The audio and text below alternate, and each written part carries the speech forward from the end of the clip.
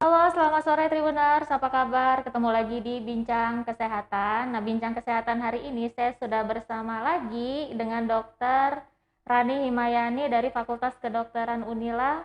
Halo, Dok. Halo Mbak. Lagi di mana, Dok? Lagi di Unila ini, Udah lama? masih jam kerja. Oh iya. Udah lama nggak sama dokter ya? Lumayan ya, kayaknya akhir tahun kemarin kita masih enggak ya, di pertengahan tahun Mbak. Pertengahan tahun kayaknya terakhir. Iya. Dok, boleh kenal, mungkin belum ada yang kenal sama dokter ya, Dok ya. Dokter prakteknya di mana aja sih, Dok?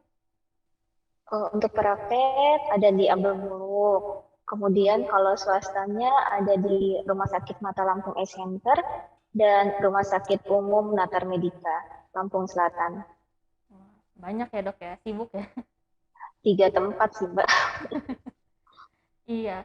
Nah, Dok, hari ini kita mau bahas soal mata minus, plus, dan silinder. Nah, jadi kita mau sama-sama ngedengerin nih dari dokter. Apa sih, Dok, tiga ini, Dok? Oke, ya baik. Jadi ketiganya ini sebenarnya masuk ke dalam kelainan refraksi, Mbak. Mm-mm. Sebenarnya dia nggak tiga ya, Mbak ya. Jadi ini mungkin ada istilah yang plusnya itu kecampur. Nanti kita ya jabarin aja ya. Mm-mm. Untuk kelainan refraksi sendiri itu memang adalah suatu gangguan penglihatan di mana kemampuan mata kita itu untuk membiaskan cahaya jadi terganggu. Nah, eh, ini kebagi menjadi tadi seperti kata Mbak Dini tadi ya, ada miopia yaitu berupa rabun jauh kalau kita suka bilangnya ya. Jadi akan ada kesulitan melihat jauh dengan jelas gitu. Jadi terjadi ketika rabun jauh ini cahaya tadi yang masuk ke dalam mata kita tidak jatuh pada tempat yang semestinya, yaitu di retina sehingga menyebabkan terjadinya gangguan untuk melihat jauh dengan jelas. Terus yang kedua di sini ada plus ya. Plus itu kalau kita bilang kacamata untuk baca deket ya, ada yang bilang seperti itu ya. Jadi untuk speris positif atau plus itu memang ada kelainan yang kita suka katakan istilahnya ada hipermetropia atau hiperopia. Jadi hiperopia itu adalah rabun dekat juga ya. Jadi kesulitan melihat dekat dengan jelas gitu. Sehingga itu apa sih bedanya sama yang presbiopia nanti akan saya jabarkan ya. Kalau hipermetropia ini rabun dekat di mana kelainan refraksi mata itu sinar tadi datang ya, bayangan dari sinar yang masuk ke mata itu datangnya di belakang retina. Nah, bedanya sama yang presbiopia, kalau rabun dekat itu bisa terjadi saat seseorang dilahirkan. Nah, kalau yang presbiopia itu apa dok? Nah, kalau presbiopia itu sama rabun dekat juga, tapi usia lanjut dia. Jadi terjadi karena seiring pertambahan usia. Nah, biasanya terjadi pada usia di atas 40 tahun, di mana daya akomodasi dari lensa mata itu berkurang, sehingga kemampuan melihat dekat atau membaca dekatnya jadi berkurang. Gitu. Jadi untuk melihat objek dalam jarak dekat, dia ada terganggu, tapi bertahap tergantung usianya nanti. Nah, itu dia dikoreksi dengan tadi kacamata yang plus memang kedua itu ya, yang baik hipermetropia maupun yang presbiopia. Nah, kalau yang satu lagi yang ini kita akan bahas adalah silinder. Kalau di bahasa kedokterannya kita suka bilang ada astigmat gitu ya. Itu terjadi karena adanya distorsi ya dari penglihatan akibat kelempungan kornea ataupun lensa yang tidak sama di berbagai meridian atau titik fokusnya jatuhnya lebih dari satu gitu. Jadi biasanya pandangan pasien memang suka melihatnya jadi buram juga atau kadang ganda gitu. Ya, seperti itu sih Mbak Dini. Jadi ada 4 ya Mbak untuk kelainan refraksi. Minus, kemudian yang plus itu koreksinya biasanya ada yang hipermetropia tadi dan ada yang presbiopia pada usia lanjut dan kalau silinder itu astigmatisme. Iya. Dok, boleh dijelaskan ini nggak, Dok? Lebih jelas lagi tuh ciri-ciri, Dok, kita mengalami empat kelainan mata itu, Dok. Apa Oh, penglihatannya buram atau gimana gitu? oh, ciri-cirinya ya, oke. Heeh. Kalau ciri-cirinya itu memang tergantung tadi ya, tergantung tadi dari tipenya apa tadi dia biasanya ya. Kalau misalnya pada mata yang minus ya, kan itu terjadi biasanya lebih sering karena panjang bola mata pasien itu terlalu panjang gitu, sehingga sinar itu tadi jatuhnya di depan retina gitu. Jadi nanti pasiennya keluhannya biasanya melihat jauhnya, melihat benda itu jadi buram atau tidak fokus atau tidak jelas gitu. Nah, kalau misalnya yang si pasien dengan kelainan yang satu lagi tadi ya, silinder ya, biasanya pasiennya melihat itu kan dia tadi titik fokusnya lebih dari satu jatuhnya ya. Kita kan ada dua komponen ya untuk melihat tadi untuk kelengkungan itu, yaitu di kornea, permukaan bening yang di depan mata, ataupun lensa gitu. Nah, biasanya pasien akan datang kalau melihat itu selain buram, bisa melihat mata jadinya double gitu atau ganda kalau melihat gitu. Nah, kalau untuk yang presbiopia itu biasanya kalau datang kan tadi usianya atas 40 tahun ya. Nanti pasiennya kalau melihat dekat biasanya suka eh, membacanya di maju mundurin, Mbak. Jadi dia akan lebih nyaman membaca itu di dengan jarak yang lebih jauh gitu dari matanya gitu untuk membaca gitu. Dan juga kalau presbiopia tadi kan di atas 40 tahun ya, akan lebih mudah mengalami mata lelah saat membaca, kan nggak nyaman dia, terus kadang suka sakit kepala gitu, terutama kalau melihat objek yang terlalu dekat gitu ya. Kemudian ya pasti mudah lelah ya tadi ya, dan kesulitan kalau mau baca huruf yang kecil gitu, jadi pakainya harus dipakein jarak, dimundurkan gitu, atau gadgetnya atau buku ya atau koran lagi dibaca itu dimundurin kalau presbyopia. Terus lebih nyaman biasanya lebih terang gitu pencahayaannya. Kalau agak redup gitu lebih kesulitan gitu. Nah, kalau yang tadi minus biasanya miopia suka nyipitin mata kita. Gitu. Jadi kan pengen ngelihatnya fokus, jadi kita suka menyipitkan mata. Seperti itu sih, Mbak. Mm-mm. Iya. Dok, ada yang bilang ya dok ya, kalau ciri-ciri ini saya nggak tahu nih bener atau nggak ya, kalau ciri-ciri mata yang silinder itu dia terkadang itu matanya tuh pusing gitu, sakit gitu. Itu kalau ngelihat gadget dia matanya tuh jadi semakin sakit gitu. Itu bener atau nggak dok? Yang itu tadi ya Mbak ya. Jadi Mm-mm. sebenarnya kalau matanya sering sakit gitu ya, itu nggak cuma silinder gitu. Jadi tanda-tanda yang tadi minus tadi kan memang kan kalau kita nyipitin mata ya. Nah nanti kalau terlalu lama kita melihat jarak dekat gitu ya, melihat gadget ya, buku gitu ya, itu memang sering sakit kepala karena kan kita fokus melihat gitu atau membaca atau menonton gadget ya gitu. Dan silinder juga sama gitu. Jadi selain pandangannya buram, melihat garis lurus juga miring ya gitu ya, atau berbayang, dia matanya kan jadinya lebih tension atau tegang gitu ya, karena pengen fokus gitu. Jadi akan timbul sakit kepala juga sih gitu. Mm-mm. Iya. Nah, di dok, ini saya juga mau nanya dok ya. Kalau kata orang tua dok ya itu kalau kita baca atau main gadget itu sambil tiduran bisa bikin mata minus. Itu benar atau nggak dok? Oke, ya. Jadi kita sebenarnya ada faktor-faktor resiko ya. Jadi Mm-mm. kan tadi kalau untuk terjadinya penyebabnya kelainan refraksi ini kan tadi tergantung dari panjang dari bola mata kita, kemudian Mm-mm. kelengkungan tadi ya kornea ataupun lensa, ataupun dipengaruhi oleh faktor keturunan ya. Dan faktor lingkungan itu merupakan salah satu resiko sebenarnya gitu. Jadi yang bisa mempercepat timbulnya suatu kelainan membutuhkan kacamata ya. Nah, jadi kalau misalnya kita membacanya di tempat yang tadi redup gitu ya sambil tidur ya tadi ya, itu biasanya kan penerangannya kurang cukup, itu ya akan lebih mempercepat gitu munculnya suatu kelainan refraksi, baik tadi miopia ataupun yang hiperopianya gitu. Mm-mm. Iya. Sambil Nah, tidur kan, atau di tempat mm-mm. gelap ya gitu ya, jadi penerangannya memang harus cukup kalau untuk faktor resikonya gitu. Ataupun main gadget tadi kan, itu cepat banget karena kan kita aktivitas jarak dekatnya yang banyak dipakai gitu. Sementara mata itu kan harus istirahat, jadi memang ada aturannya gitu untuk melihat dekat itu berapa lama gitu dalam sehari. Iya. Itu faktor resiko itu berlaku untuk semua kelainan mata ini, Dok ya?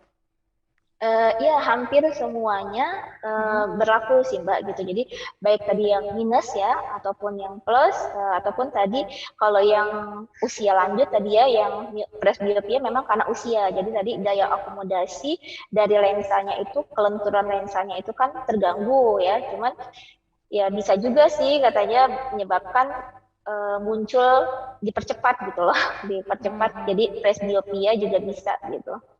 Silinder juga bisa, Dok ya? Kalau silinder itu bisa, tapi memang kalau silinder lebih dipengaruhi oleh bentuk dari matanya tadi, lensa, pelengkung lensa atau pelengkungan korneanya. Cuman tetap jadi faktor resiko juga sih Mbak, karena biasanya silinder itu nggak berdiri sendiri Mbak. Memang ada silinder yang simple ya, simplex gitu ya, itu dia berdiri sendiri. Ada juga silinder yang diikuti oleh kelainan miopia ataupun kelainan yang tadi hipermetropia. Jadi komponen kelainan refraksinya ada dua gitu. Jadi bisa muncul barengan. Iya. Nah, untuk mengatasinya, Dok. Mengatasi ini bagaimana, Dok? Yang minus plus silinder ini, Dok? Oke, mengatasinya ya. Jadi kalau untuk kelainan refraksi mata ini sampai saat ini ya, kalau ditanya ya Mbak ya, bisa sembuh apa enggak gitu ya, kita belum bisa disembuhkan lebih tepatnya ya. Tapi upaya penanganan kita ini tujuannya adalah untuk membantu orang dengan kelainan kacamata ya atau refraksi itu ya bisa melihat dengan jelas gitu, serta mencegah agar kelainan refraksinya ini nggak makin tinggi gitu loh. Kan kita ada ukurannya kan, ada yang ringan, ada yang sedang, ada yang tinggi gitu. Jadi supaya tidak makin lebih berat atau lebih nambah gitu kan, minus atau silinder ataupun tadi hiperopianya gitu ya. Nah, kacamata itu memang pilihan paling mudah kita untuk memperbaiki dari kelainan refraksi mata gitu. Selain itu bisa juga kita menggunakan kalau kacamata ya, kalau orang minus kita pakai kacamata lensa cekung gitu ya. Kalau misalnya yang si lensa yang satunya lagi tadi ya, yang rabun dekat atau presbiopia, kita bisa pakai lensa plus tadi yang Mbak bilang ya, lensa plus atau lensa cembung. Kemudian yang presbiopia juga sama, lensa cembung atau lensa plus tadi. Kalau yang silinder, lensanya silinder gitu. Nah, kalau bisa nggak dok nggak pakai kacamata ribet gitu ya, kita bisa memperbaiki tadi kelainan refraksinya dengan menggunakan lensa kontak gitu. Lensa kontak itu untuk memperbaiki refraksi. Cuma memang harus dilihat untung dan ruginya gitu ya. Kalau menggunakan lensa kontak harus dilihat juga gitu bagaimana cara gaya hidupnya gitu, apakah aman atau tidak menggunakan lensa kontak karena kan ada komplikasi akibat penggunaan lensa kontak.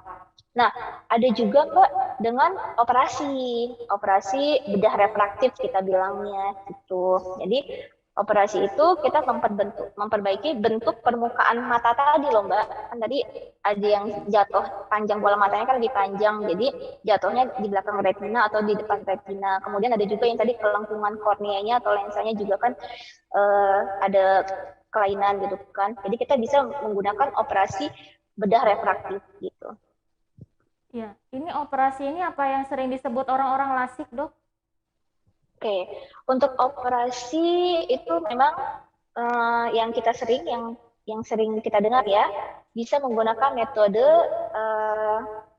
lasik atau laser assisted in situ keratomiolisis gitu. Jadi tujuannya memang sama kayak kacamata tadi ya, memperbaiki gangguan penglihatan ya.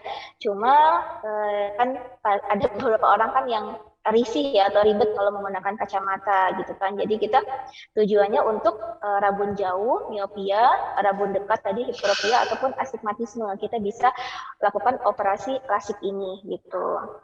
Jadi sebenarnya lebih aman sih daripada lensa kontak ya gitu ya. Dan untuk penglihatan memang lebih baik gitu. Selain itu pasien juga kan enaknya bebas dari kacamata ya gitu. Karena kan pasien ada yang tadi saya bilang, aduh agak ribet menggunakan kacamata gitu. Atau lensa kontak agak serem juga kan, bisa timbul penyakit lain. Iya.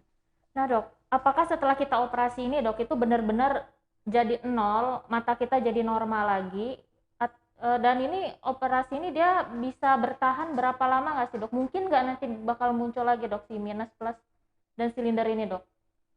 Oke, ya. Jadi nanti kan kita kan harus diperiksa dulu ya Mbak ya sama tim Hmm. ya, sama tim kita gitu ya, sama tim bagian mata gitu ya. Kita periksa dulu, ada rangkaian pemeriksaan lah ya gitu yang kita lihat dulu ya.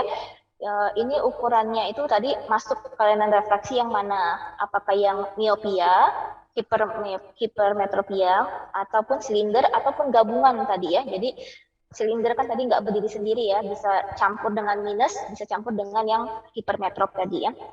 Nah, kita lihat dulu nanti kita lakukan pemeriksaan tajam penglihatan dengan tanpa kacamata berapa jauhnya gitu ya penglihatannya, terus dengan kacamata itu bisa nggak tercapai 100% gitu.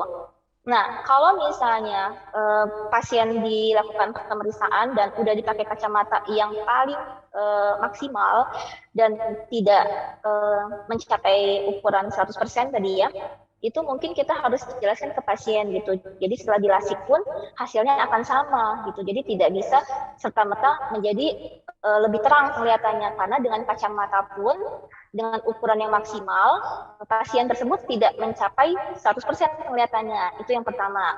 Kemudian yang kedua, kalau memang dia tercapai 100% gitu ya, kita harus lihat lagi kan tadi ukuran kelainan mata itu ada yang sedang, ringan, sedang dan berat.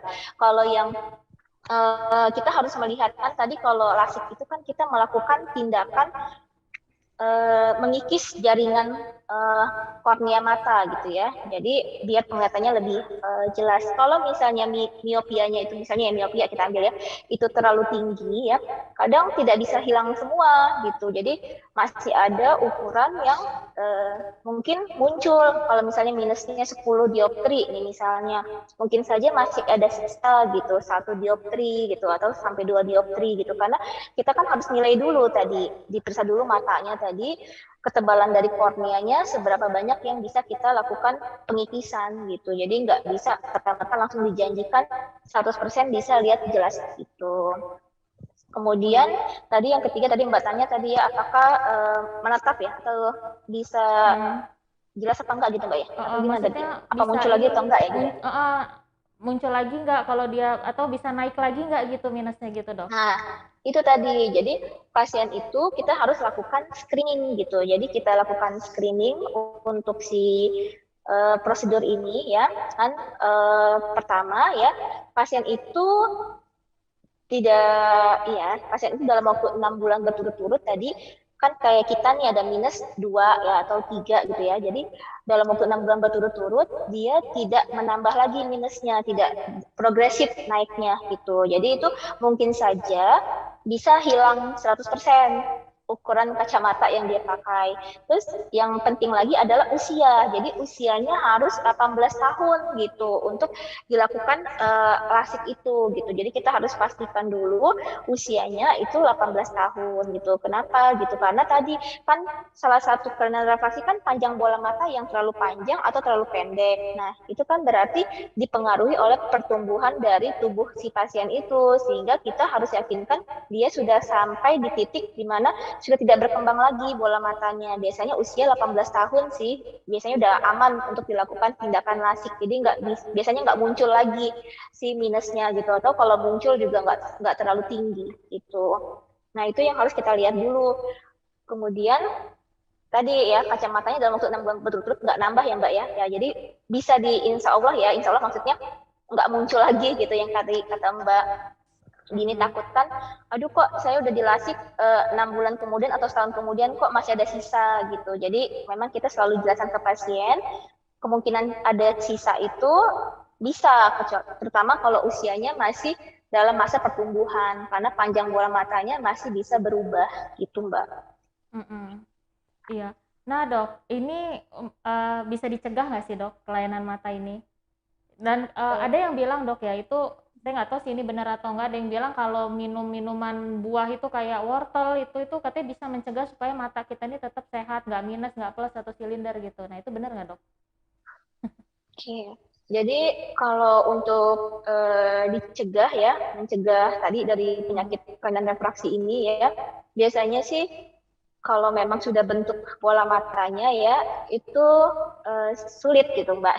Jadi kan kalau emang karena panjang bola matanya yang bermasalah ataupun karena kelengkungan dari kornea atau lensanya tadi atau karena faktor keturunan gitu ya bisa saja akan muncul gitu. Cuman gaya hidup aja yang harus kita utamakan gitu ya. Jadi kita harus istirahatkan mata gitu kalau misalnya aktivitas terlalu dekat di depan uh, komputer gitu ya atau gadget atau handphone gitu ya atau saat membaca gitu ya. Jadi kita harus sering mengistirahatkan mata gitu. Jadi ada rules itu 20 menit aktivitas dekatnya ya depan komputer nanti 20 detik itu kita istirahat lihat jauh ke depan ya sejauh 20 feet atau 6 meter gitu. Jadi harus diistirahatkan matanya itu pencegahannya. Kemudian pencahayaan ruangan juga itu harus yang baik gitu di area kerja. Jadi tidak boleh terlalu redup atau di tempat yang gelap atau remang-remang gitu karena itu akan memacu dari kerja dari otot di bola mata kita gitu. Akan kalau usianya masih masa perkembangan kan bisa uh, membuat hormon-hormon pertumbuhan itu bekerja otomatis nanti panjang bola matanya akan lebih panjang gitu kan jadi muncullah satu minus gitu kan kemudian kalau makan makanan memang yang banyak vitamin A gitu ya, yang ada vitamin A-nya gitu ya makanan sehatnya itu ya ataupun beta karoten itu memang bisa menjaga kesehatan mata.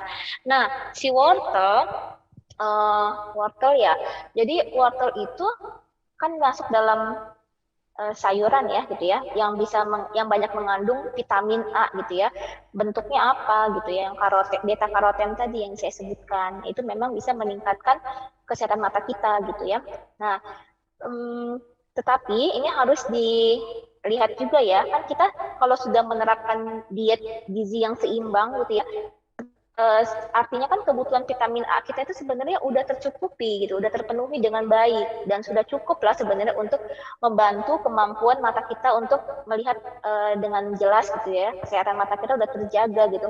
Jadi tambahan konsumsi wortel tadi yang bertujuan makannya banyak gitu ya maksudnya Mm-mm. bisa meningkatkan penglihatan gitu ya itu tidak bisa membuahkan hasil sih sebenarnya gitu apalagi kalau konsumsi vitamin A kita itu udah cukup gitu karena tubuh kita kan udah menilai gitu bisa menilai oh ini udah cukup gitu jadi berlebihan juga nggak bagus sebenarnya gitu Mm-mm. seperti itu Iya. sih Mbak jadi kalau ditanya dok saya makan aja wortel sehari berpuluh-puluh gitu ya nggak bagus juga sih itu karena apalagi kita pasti makanan yang lain juga ada kan vitamin A-nya.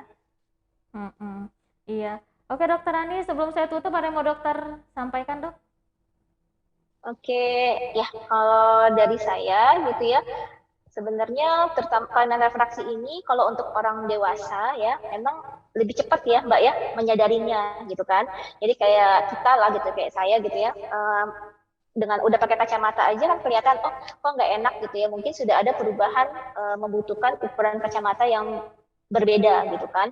Jadi kita pasti akan periksain mata kita gitu kan. Nah, cuma yang harus di aware, harus dihati-hati gitu ya. Anak-anak biasanya Mbak, anak-anak dengan mata minus atau silinder ya, mungkin nggak sadar gitu gejala-gejala yang sudah kita sebutin tadi di atas ya Mbak ya gitu ya.